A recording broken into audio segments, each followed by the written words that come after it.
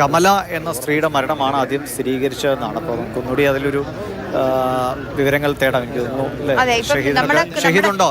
ഷഹീദ് ഫോണിലുണ്ടെങ്കിൽ ഷഹീദ്, ഇപ്പോൾ അദ്ദേഹം പറഞ്ഞത് കമല എന്ന സ്ത്രീയുടെ മരണമാണ് സ്ഥിരീകരിച്ചതെന്നാണ്. രണ്ടാമത്തെ ആളുടെ പേരിലൊരു കൺഫ്യൂഷൻ പറയുന്നു. നമുക്ക് ഉറപ്പിക്കാവുന്ന വിവരങ്ങൾ ആശുപത്രിയിൽ നിന്ന് കിട്ടുന്നുണ്ടോ?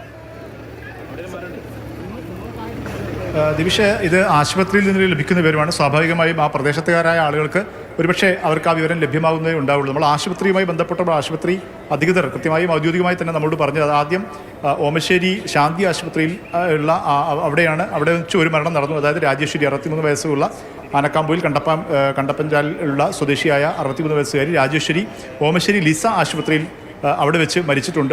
അതായത് അവിടെയാണുള്ളത്. മരിച്ച രാജേശ്വരിയുടെ മൃതദേഹം ഇപ്പോൾ അവിടെയുണ്ട്. രണ്ടാമത്തെ ആൾ നമുക്ക് പേര് ലഭ്യമായിരുന്നില്ല. പക്ഷേ ഇപ്പോൾ ആ നാട്ടുകാരനായ വാർഡ് മെമ്പർ പറഞ്ഞതനുസരിച്ച് കമല എന്നാണ് അവരുടെ പേര്. അവരെ ലിസ ആശുപത്രിയിലേക്കാണ് അവരെ കൊണ്ടുവന്നത്, പരിക്കേറ്റ് കൊണ്ടുവന്നത്. അവിടെ മരിച്ച അവസ്ഥയിലായിരുന്നു. അതുകൊണ്ട് തന്നെ അവർ ഇപ്പോൾ മെഡിക്കൽ കോളേജ് ആശുപത്രിയിലേക്ക് അവിടെ നിന്നും ലിസ ആശുപത്രിയിൽ നിന്ന് മാറ്റിയിട്ടുണ്ട്. അങ്ങനെയെങ്കിൽ 2 മരണങ്ങൾ, 2 പേരുകൾ, രാജേശ്വരിയും കമലയും, ഈ 2 പേരായ സ്ത്രീകൾ മരണപ്പെട്ടു. വളരെ പെട്ടെന്ന് മടങ്ങി വരാം.